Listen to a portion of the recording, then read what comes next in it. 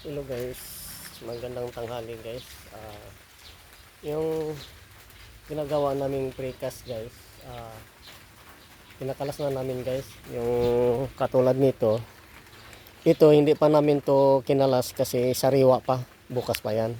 Ang nakalas namin nung isang araw pa lang guys.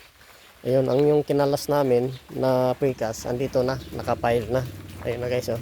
Ito, 20 piraso. Ito. Pero ito hindi pa. Bukas pa yan kalasin kasi sariwa pa yan. Kahapon pa yan nagawa. Eh ito, nung isang araw pa yan. Yung nakalas namin. At kasama ito. Ano to, 20 lahat. Kayon doon. Yung ito, bukas pa tong kalasin guys. Ito, bukas pa tong kalasin. Yung kinalas namin na ano, ayun, yung moldy na yan. Ayun ang moldy na guys. Ito.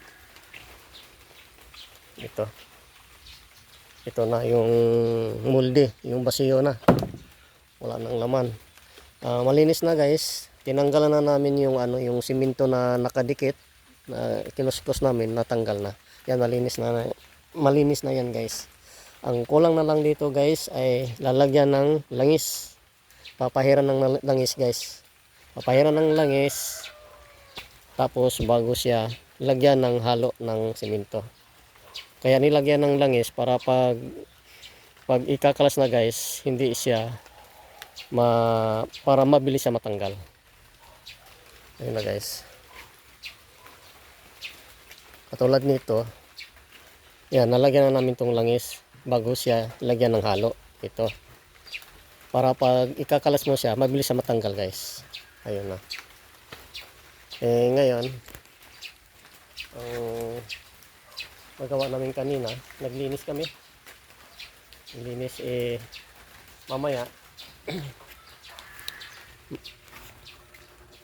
maglagay na lang kami ng langis. Papahiran na namin langis para kinabukasan na guys.